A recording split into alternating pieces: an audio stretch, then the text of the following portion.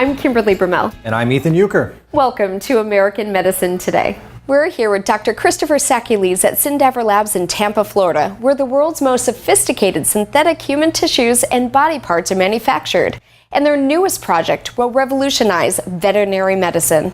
Thank you for having us here, Dr. Sakulis. Thanks for coming. Now, we've been here before, and obviously Yes. Syndaver, for those that don't know or haven't seen the episode, specialize in human tissues, human organs, and human cadavers. Right. This new project deals with canines, obviously. Tell us a little bit about that. Right, well, we've been doing human tissues for about 20 years now, mostly for the medical device industry, medical schools, that sort of thing. This product is similar in construction type. It's a surgical model. It's a dog, obviously, and it's primarily for vet schools. The motive behind developing a canine cadaver was the need to eliminate terminal surgeries at veterinary schools. And I think it's something that is obvious when you think about it, that it goes on at veterinary schools. But it's never really talked about. Yeah. Yeah, it's terminal surgery is basically a procedure that's performed on a live animal in which the animal is not allowed to recover. So it's done in the name of a medical training. You know, the veterinarians have to learn how to perform these procedures somehow. Doing it this way with this platform steps around the need to euthanize an animal to do all those things. The Syndaver Canine can have multiple surgeries performed on it repeatedly without costing an actual life. So how was this brought to your attention that it was a problem? Were you the one to develop it, or did the university come to you specifically asking for your help? You know, it's something that I've wanted to do for a while. As luck would have it, my best friend's a veterinarian, so we talk about this stuff all the time.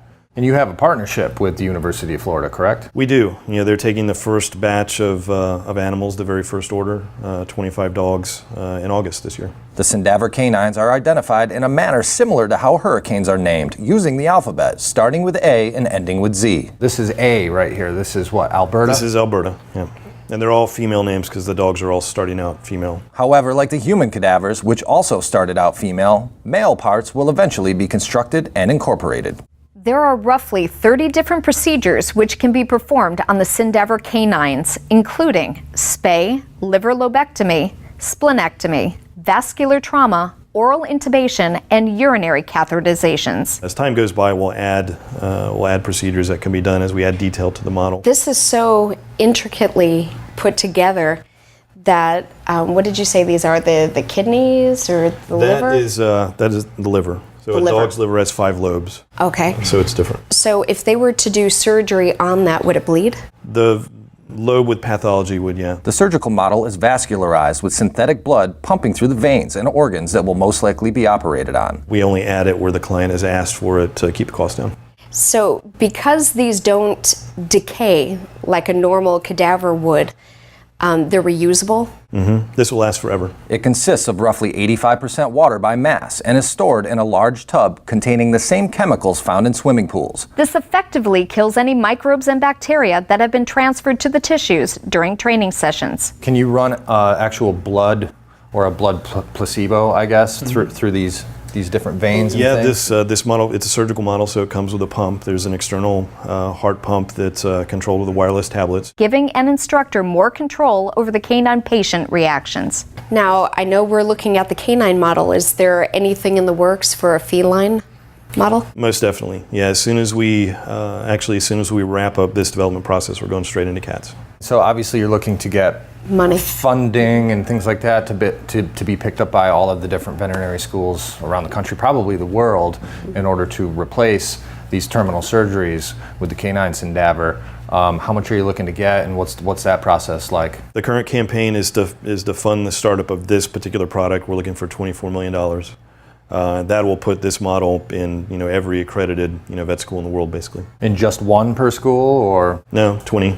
20 per school. Full complement. Anyone looking to help Syndaver reach their goal can find out more on syndaver.com. What are the future goals? Just in the year that has passed, we took a tour and you've expanded so much. It's pretty impressive. We've been busy, but it's expensive to expand. We're funded by cash flow. We're not backed by venture capital. We're not public yet. So every way we can raise money, we try to raise money that way. We have a great many plans. We can't fund all of them yet. This is just one of them. When we're talking about cost and funding, what does a cadaver like this run?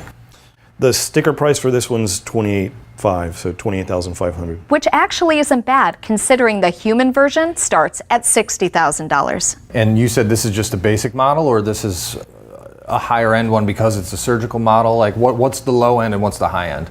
We don't really have any differentiation just yet.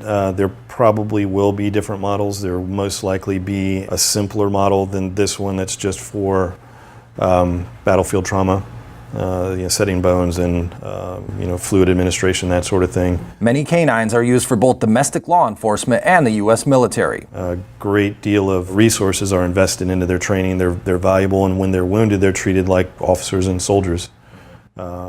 Every attempt is made to save them, not just because they're expensive, but because it's the right thing to do. Any special ops or canine soldiers or officers can also receive training on the synthetic canine cadaver. Now, you build all the pieces for these synthetic cadavers right here? It's all designed and built right here, yeah. I saw that you use 3D printers and things like that. We do. We use them both for, mostly for hard parts. We also can use it to make tooling. Yeah, obviously you don't want to be giving away your secrets, so we won't ask you too much of how the manufacturing process works. How long does it take to put together? This model, I think, we've only made a few, so we don't really know for sure, but our best estimate right now is about 200 man-hours. And I asked you this when we were here looking at the human cadavers. Can anyone buy these, or some weirdo that's obsessed with Halloween, can they get a canine cadaver, or is it only universities? We get requests from individuals that want to buy them. They're expensive. Yeah, if somebody wants to buy it, and we're not going to pass judgment on. Some people really like Halloween, I'm telling you. You have a doctor that's going to perform a little surgery for us. Dr. Danielson's actually, he's the friend I spoke of. We've been friends for 40 plus years now. He's our VP of Vet Tech. Dr. David Danielson, who helped develop the Syndaver Canine, took the time to show us some of its capabilities. I've been a veterinarian now for 22 years. I'm still full-time practicing at a local hospital, and I've known Christopher for about 42 years. Over the last 6 months, he came to me and said that there's an opportunity to try to develop an animal that you could actually do surgery on. I was very intrigued, having now practiced for 20 years. There were some things that I thought would be appropriate to have students learn. I basically have the things that I wanted to learn when I was in vet school, and I've taken and incorporated all those into this model. Well, and it's interesting, you were telling Kimberly and I off camera that when you graduated from vet school, you had only seen a handful of actual surgeries because of the circumstances, and you really had to learn on the job. And many times it's the head surgeons doing that, you're simply assisting or observing. And so I thought when I developed this pathology here that we'd give the students the opportunity to do those things, and not only just do them once, but you could do it over and over until you become very proficient. That's a little scary from a public standpoint, thinking that your vet may not have had enough practice. Yeah, they may not have even encountered what you're bringing your dog in for. Because there's so many things that do occur, I mean, it's really not expected that you're going to see everything that comes through. Yeah. And so we also incorporated everything that you would need. You can feel the pulse, you have pressures, you can change the heart rate, you can change the lungs. The lungs expand. The Syndaver Canine model can even mimic anesthesia crisis and code, where the patient would have to be brought back to life, something which obviously is impossible to repeat on a living animal. And you can experience it, and then you can review, and then change how you approach that. You were saying the tissues are almost identical to the real organs as far as strength, the way it cuts. It texturally as well as cut, behavior. Fortunately, this particular type of tissue really gives you amazing fidelity. It is so realistic that even advanced instruments such as lasers can be used. So what I'm going to do is make an abdominal approach. We're going to go ahead and start to do a surgery. So we make our incision, and you can see the muscle layers and you can see the fat. So then looking into the abdomen now, you can see the organs, and you can see the liver and the spleen. So the first thing that I was trying to learn, because it's something that we do every day and it's very important, is to spay a dog. So we actually have the reproductive tract here. So I basically would snap it, and then you have it out, and then the vessels here that you would have to ligate. What does ligate mean? Basically to clamp it and then cut it so that this won't bleed. And so these are pressurized too, so it'll actually squirt blood. It fountains. Each Syndaver canine has different pathologies and conditions randomly built into them. Therefore, students won't know what's wrong with the patient until surgery. They can even place foreign bodies inside the canine, mimicking how a real dog might swallow a marble or a sock. So we have a stomach, and the stomach has a sock.